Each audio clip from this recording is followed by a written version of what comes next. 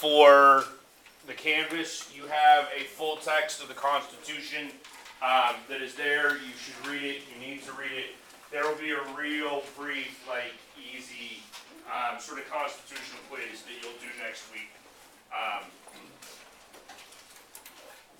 Basically, it's the closest way that I can ensure that you've actually read the Constitution, because you all live in America. You should understand our Constitution. You should read it. All right. If you've had a chance to go through or look at the PowerPoints yet, you may have noticed, or you will notice at some point in time, that basically every PowerPoint that I have is 100 or more slides. All right. So to give you an understanding of what is about to happen. Okay, I have 4 days of lecture before you take your first test. This PowerPoint is 118 slides. So I will go very, very quickly. You need to be prepared for that. Hopefully you are relatively prepared, because from what I hear, Ms. Shireen speaks really fast. Alright, so here we go. Government. This is the definition of government, right? It's the institution which maintains order. Government is a necessity within society. It is a necessary evil.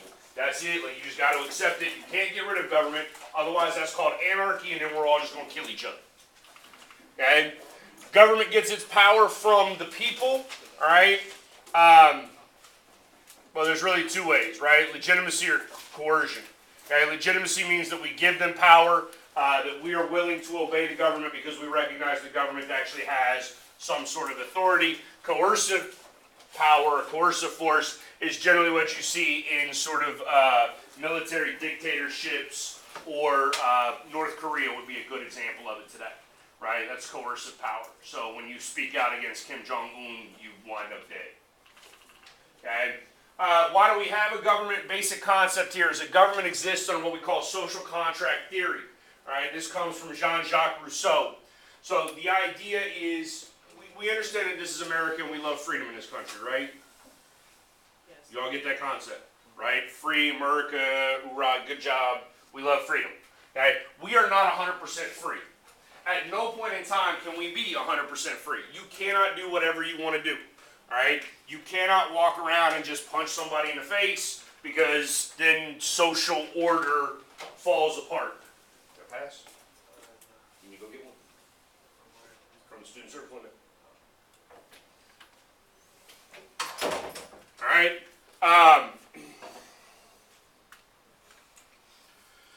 So without some sort of government in order to protect that social order, society dissolves and we don't have any sort of opportunity to live peacefully anymore. Okay? So government is a way of resolving conflict. They make laws, they require things. Primarily they serve as a mediator or an arbitrator between various groups of people.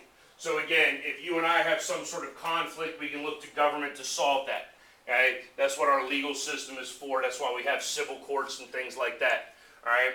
Once we have a government, we have to pay taxes, because inevitably government has to have the money to function. Right? That's where our tax money comes in. All right?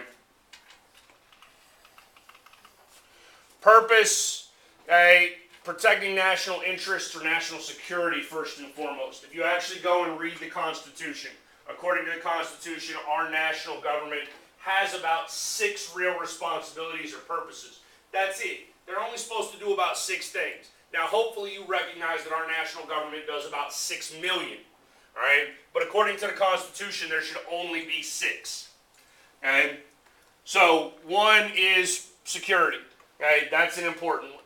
The government exists in order to provide all of us security from other states. And when we use the term states, we mean nations. Okay? So, sometimes you have to rethink some of the vocabulary for the course of the purposes of this class. All right?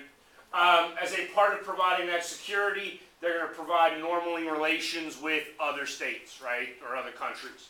So we have permanent treaties with Canada and Mexico and places like that. All right. The other thing you have to understand, and you should have already gotten this concept because you went through economics, you know what scarcity is, right? Everybody nod your head yes. Whether you learned, if you didn't learn what scarcity was in economics, I pity you. Okay? But with scarcity, then obviously government can only do so much because it only has so many resources. All right? So this leads to sort of the conflict in terms of how government actually functions. There are various types of governments, some of the various types of governments that exist. I appreciate that. Okay. Some of the various types of governments that exist, democracies, which is what we think we have in this country. We don't really live in a democracy. Okay. Oligarchy, which is, so archy, just so you understand, is basically the type of rule. Okay. Oligarchy means rule by, basically by a small group, right? So instead of monarchy, which is rule by one, mono means one, oligarchy is rule by a group, all right? And then tyranny is a type of government, and we'll talk about tyranny in great detail because this is our number one fear. Okay? Just about everything that we did in this country in terms of like the late 1700s, when we established this country, when we founded this country, all of it was a means to protect us from tyranny. Right? Because we are terrified of a tyrannical government taking our rights from us. Now, when it comes to democracy, there are really two different types of democracy. And democracy means, when you translate it from the Greek, it means rule by the people. There are two types. We have what are called direct democracy and indirect democracy. Direct democracy is where all of the people make the decisions together, uniformly. Everybody votes. You understand the population of this country is 330 million people, right? Roughly. Did you know that that's how many people live in the United States? Okay. Even if you take out all people under the age of 18, you're still left with over 200 million people. Okay? Do you think you can get 200 million people to vote on every single different instance in society? No. You absolutely cannot. Okay? Direct democracy. Thanks. Direct democracy is not feasible in a country this size. So instead, what we have is indirect democracy. Alright? So this is sometimes referred to as a representative democracy, or the other term is republic. That's what the United States really is. We are a republic. Okay? We vote for people that then go and make all of our decisions for us. Alright? For the most part, in addition to direct democracy not even being feasible due to the 200 million plus voters that we would have in this country, direct democracy is also not feasible because direct democracy is actually problematic in some level, because then you can get what is a term that is called tyranny of the majority, in which you're going to basically allow a large group of people to take away the rights of minorities because we're just terrible people. Okay? And we inherently dislike one another. Okay? And we'll get into a little bit of that when we talk about some of the human nature's aspect of it. Okay? But with direct democracy, you don't want sort of like passions to be the thing that create policy within the country. Right? So if 51% of the people all of a sudden decide, because more than 50% of the people are brown-eyed, that only brown-eyed people should be allowed to own property, then I'm out of luck, right? Okay, and that sounds like a ridiculous concept, but you have to realize that in 1787, we were obviously a wildly racist country. Okay? And the founding fathers, even though a vast number of them owned slaves, they understood that this idea of true direct democracy is not going to be conducive in the future to what we want in this country. Okay? This stuff I'm going to blow through because I really don't care. Like, they don't ask you about this type of stuff on AAP tests for the most part. What you should really understand is that our traditions, our governmental traditions, really come from two different places. And you should have learned this in some sort of world history class or at some point in time. By the time you get into high school, you should have learned about the Greeks and the Romans and the creation of democracy and the creation of a republic. And yes, at some point in time, somebody explained this to you. Okay, that's all you really need to know. All right. So democracy comes from the Greeks. Okay, demos people, kratos is ruler authority. Okay, there were some people that basically came up with ideas of fairness and equality and how to reason or how to deal with things or how to get the government to protect what it's supposed to protect. And you then had the two different city-states in Greece at the time, Athens and Sparta, that are dealing with this, that are trying to figure out ways. Okay, so sometimes Americans love to tell you, like, we created democracy. No, we didn't. And we're the first democratic, constitutional democracy in the history of the world, but we're certainly not the first democracy. And we're actually not even a democracy, and we'll get into that in more detail. All right, so that was democracy. Republic. And the republic, this is basically indirect democracy. I said that a second ago. And it solves the problems of direct democracy. You can't get everybody to vote on something, and you are a little weary of that sort of mob mentality or mob rule, or again, what I'll refer to as tyranny of the majority. Okay? So the idea of a republic here, it's going to solve some of those problems of direct democracy while still affording you the opportunity to participate and feel like your voice is being heard. All right? This comes from the Romans, because the Romans had issues with their nobles versus their plebeians or plebes, the regular folks. You see very similar things that happen in England. If you actually look at the English Parliament today, they have the House of Lords and the House of Commons, right? So you have like your aristocratic upper class people that are born into those situations, and then you have everyone else. This is part of the reason for this idea of the republic, to ensure that everyone else is getting at least some sort of voice in the government, and you don't ultimately have that oligarchy that we talked about a second ago. All right? Don't care about that or that. All right, so now, once we created a government, now we have established power. That power has to be distributed. Somebody has to have that power. Somebody has to wield that power. All right, and there's a variety of ways in which that can be done. There's a number of theories about how it can happen. All right, so the first, we know who Karl Marx is, right? At some point in time, we've heard that name. Okay, Karl Marx was a German philosopher who is the father of communism. He came up with this theoretical idea of how to govern things where everybody's equal. Right? It is the perfect form of government, theoretically. Theoretically. Right? It doesn't work in practice. We'll talk about that in a little bit more detail. But with Marx, he comes up with this idea of when you have majoritarian politics, meaning that you have majority rule, all right, that ultimately the power is going to be heavily influenced by various groups. Marx thought it all came down to economics. If you had the wealth, you had the power. If you had the wealth, you had the opportunity to influence everybody else in order to try to manipulate that majority. Okay? So that Marxist view, right? Anybody heard of the Supreme Court case Citizens United versus the FEC? No? Okay? If you paid attention to the election cycle last year at all, Bernie Sanders was running around talking about that all the time. All right? We basically have unlimited money in politics now because money is free speech, according to the Supreme Court. What that means is exactly this Marxist idea. If you now have the economic means, you can spend as much money as you want in order to try to manipulate the will of the public people, in order to manipulate their perception, in order to change their political views. All right? C. Wright Mills was an American philosopher in the mid-20th century. And for him, he thought that power was a sort of three-pronged group of elites, right? Corporate, which is economic, military, and then political. And so he thought that these three groups are the three different groups that are going to wield power and ultimately take away any sort of power from the average American. What you should be beginning to recognize at this point is that with majoritarian politics, even though we believe that we live in a democracy, even though we believe that the American people have a voice in government, that voice is being taken away by somebody at some point in time. All right?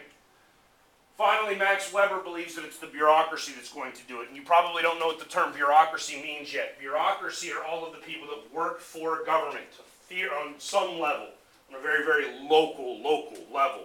I am a bureaucrat. I get paid by the government. Okay? But for the most part, what we really mean when we say bureaucrats or the bureaucracy is made up of all governmental employees that are not elected.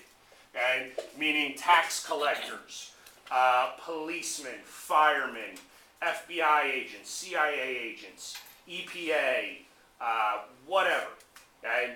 Anybody that works for the national government or the well, you can even have state and local bureaucracy, but anybody who's paid by the government but is not an elected official is the bureaucracy. These are the people that are ultimately responsible for creating policy. And so it's Weber who believes that these are the people that are going to manipulate this majoritarian view, and they're the ones that ultimately wield the power because they're the ones that are sort of pulling the strings behind the curtain in government. And there's certainly some truth to this today. And that brings us to pluralism. All right? This is a vocab term that you need to know. I absolutely need to know. All right? Pluralism is this concept in America that in order for our sort of system to function, we want to have political resources that are spread out amongst a wide variety of groups. Therefore, and this is supposed to combat these majoritarian views that we just looked at. Therefore, with pluralism, nobody wields all of that power.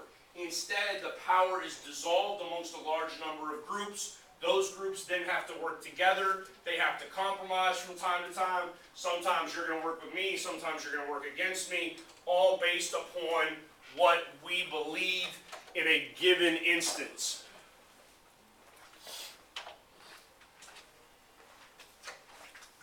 All right?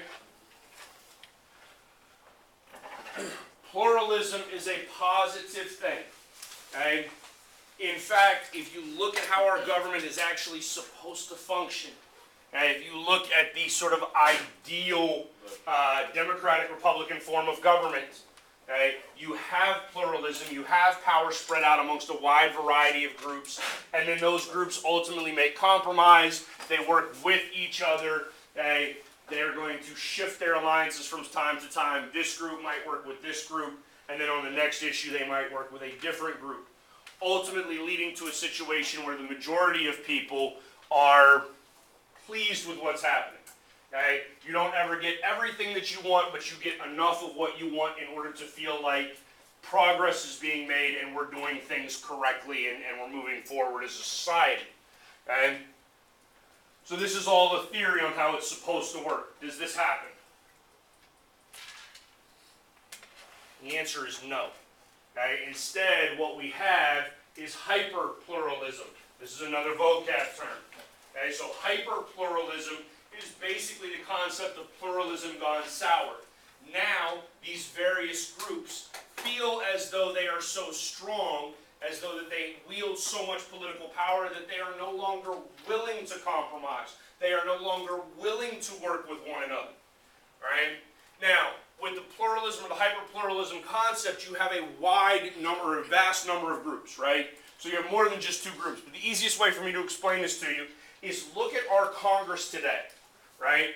So 3 years ago, we had a Democratic president and Barack Obama. We had a Republican Congress. Did they work together? No. In fact, they worked together so poorly that on multiple occasions, the Republicans were basically like, we're just going to shut the government down and we're all going to go home. And no one is going to do anything. Because they didn't want to compromise in any way. Right? That's this concept of hyperpluralism. Now, next concept, or next idea here, our basic democratic values. Believe in popular sovereignty. It's a vocab term.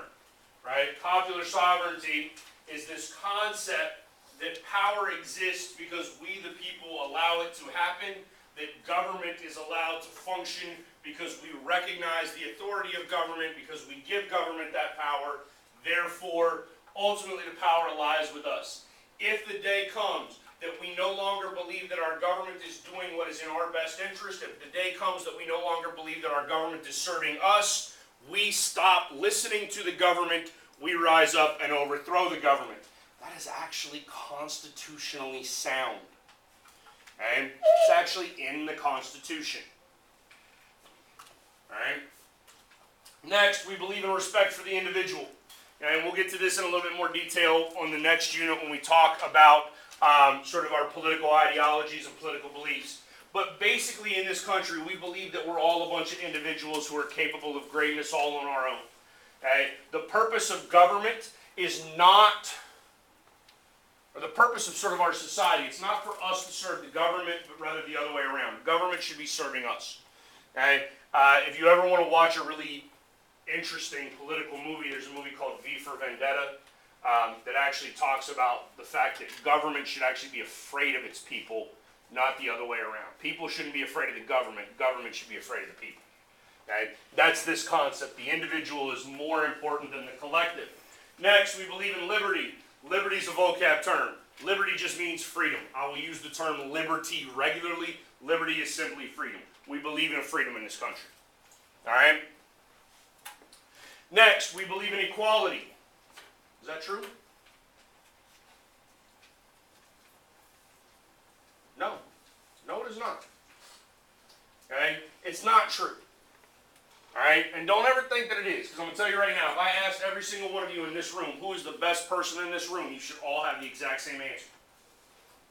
Okay? Anybody know what that answer is? Me. Well, yeah, you should say yourself. All of you should think that you are better than everyone else in this room. There's nothing wrong with that. Okay? That's human nature. Nobody ever sets out in life and goes, you know what I would love? I'd love to be like sixth. That's my goal. Right? I want to be the sixth best at something. Okay? So we don't believe in equality. We want to be better than everybody else. However, we do believe in equality of opportunity. Okay? That is a concept we do believe in. Now, do we have equality of opportunity in this country? Not really.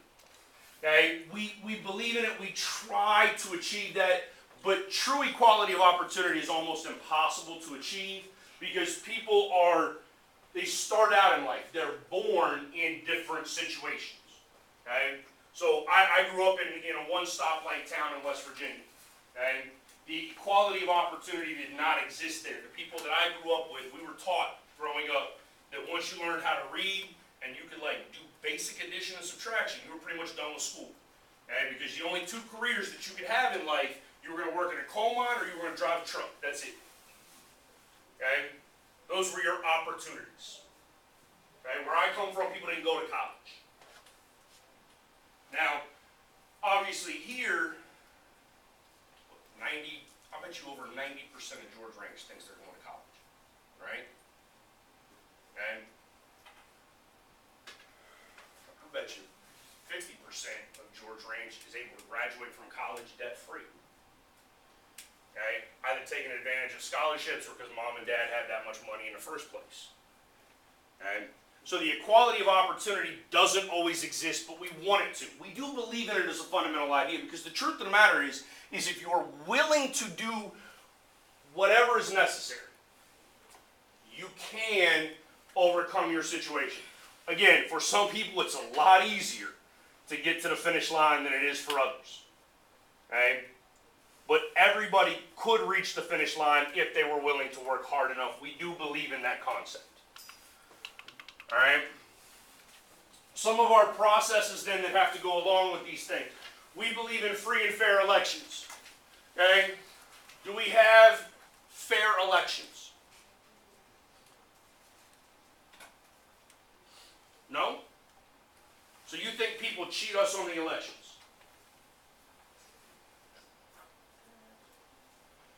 Do you honestly believe, anybody in here 18 yet? Was anybody 18 last November? No. Okay. So do you actually believe that when you go into the little machine and you click on the button for who you want to vote for, do you think they change that? No.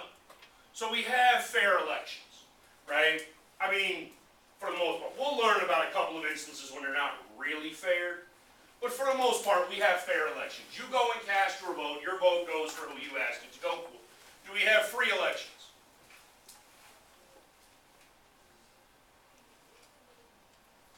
According to the Constitution of the United States of America, yes.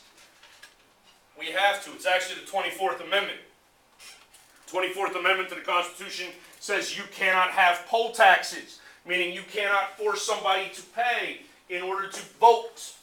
However, the state of Texas and many other states in the country require you to have a state identification card, either an ID card or a driver's license in order to vote. How many of you have a driver's license? How many of you were issued your driver's license for free?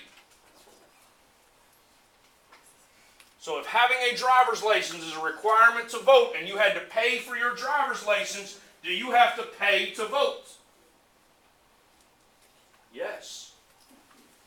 Okay? Which is why this is a political hot issue at this point.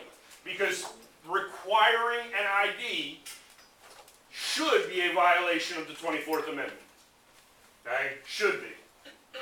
Right? Next, we believe in majority rule. Okay? Let's preface that with we believe in majority rule with minority rights. Okay? Again, just because the majority is all one thing doesn't mean that you can take away, the majority cannot take away the rights of others.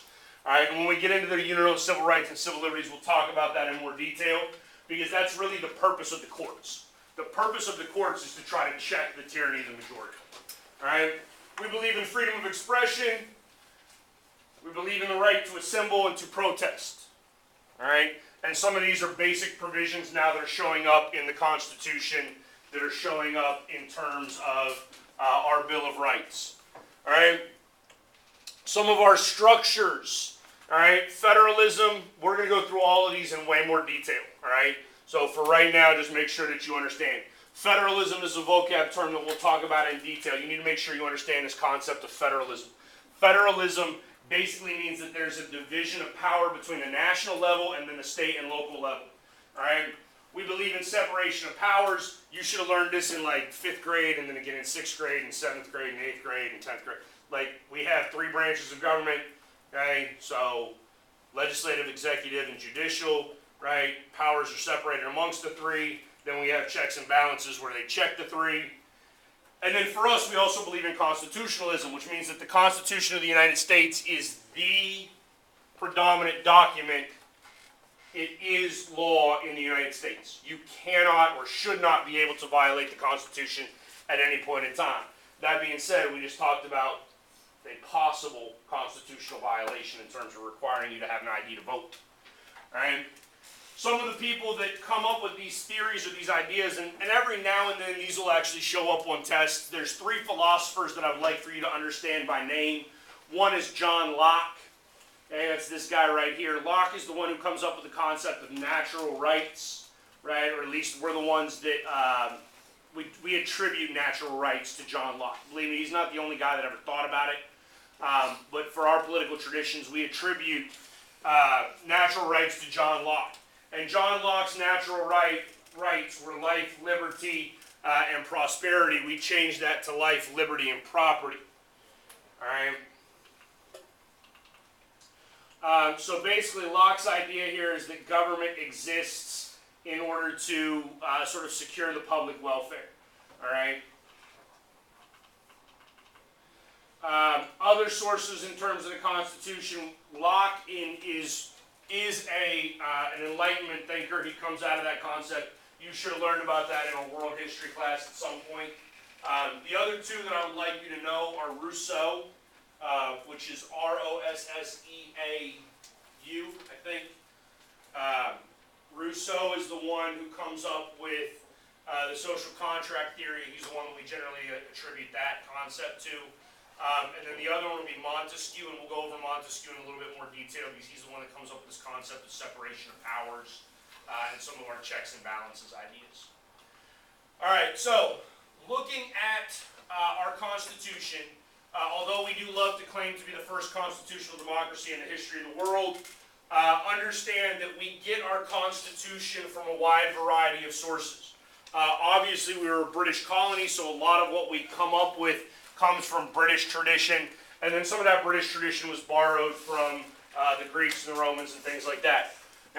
But the British had the Magna Carta, which was created in like 1024, something like that. They had the English Bill of Rights that was created in 1607 or somewhere around there. Those are both sources of or resources that we utilize in terms of writing our Constitution. And our own colonial experiences become a part of it. In fact, we have the Third Amendment to the Constitution. You don't have to quarter troops solely because the British made us do that, right? State constitutions are a resource in creating our national constitution. Understand that we started with the Articles of Confederation. The Articles of Confederation lasted roughly a decade, and it was an utter failure. And so by that point, we already had a number of state constitutions that we could use in order to help write our U.S. Constitution in 1787. Okay? And then obviously the experiences under the Articles of Confederation. We had that document, it lasted roughly a decade. We realized it was flawed, it didn't work. And so we were able to try to fix or correct some of the issues in the Articles of Confederation. For instance, in the Articles of Confederation, for anything to happen, you had to get 100% of the states to agree. You understand that California and Alabama will never agree on anything. Ever. Alright? The Magna Carta, this is where we get certain liberties. So you can free trade. That's actually constitutional. Congress cannot impose taxes upon one or the other, or cannot impose taxes from one state to the other when you're trading or you're shipping goods across state lines. Alright? Courts have to be held outside of, or sort of independent to the executive branch of government, which is what the castle would be there. And we create a system of courts that are supposed to be independent. What is happening at a court level should not be affected by anything else. And we'll talk about that in more detail when we get into the courts, when we get into civil rights and civil liberties. The courts are fairly well insulated from the rest of politics. Okay? You cannot arrest people unless there are, it's a serious crime and there are witnesses and things like that. All right?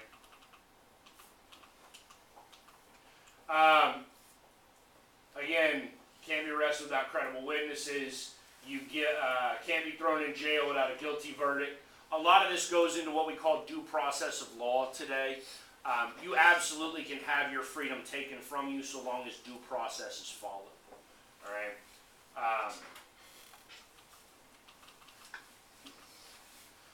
The Mayflower Compact, this was a governing document. It's basically the first constitution in the United States that's established when we get here. It creates this idea of a civil body politic, which is simply the concept of, it's basically like an early sort of congressional concept where you get people together that are trying to make decisions jointly in order to do what is in the best interest of the whole. Okay, English Bill of Rights. So I was off by like 80 years. It was written in 1689. Okay, this allows for petitions. That's something that's protected in the First Amendment. Keeping or raising a standing army. We actually allow that, but the use of it for the use of the Army and the Navy for us is a very complex issue because the President is ultimately the Commander-in-Chief. He's in charge. However, Congress does have some authority in there. And so that comes out of this concept. Parliament took a fair amount of control away from the Crown as it came to the Army. All right.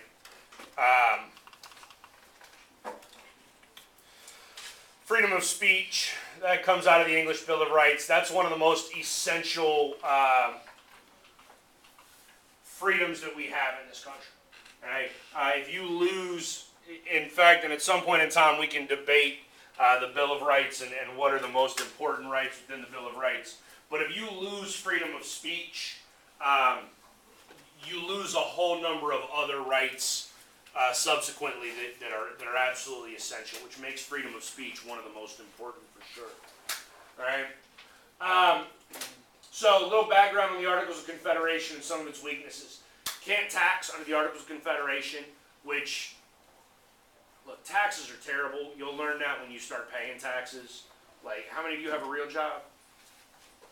The first time you get a paycheck with a real job and you look at what you were supposed to make, like it's your $7.25 an hour, and then you look at what they actually gave you on that check, I almost cried the first time. Like, it was that depressing. Okay? But under the Articles of Confederation, you couldn't tax. There was no executive. There's no sort of Supreme Court. There's not even a national currency. Okay? All of these things are wildly problematic. Out of that, we get Shays' Rebellion, because these were people that fought in the Revolution, and then all of a sudden they're losing their land and they don't have any money, and like, why did we just fight to like protect our property if now all of a sudden our newly created government is taking said property from us? And then once they started this rebellion, because there was no real national government, nobody could stop it. Okay? They basically had to get George Washington to like recall the army and go and put down this rebellion. And that's ultimately what leads to our delegates and the creation of our Constitution. We'll go ahead and stop right there because we've got 1 minute left.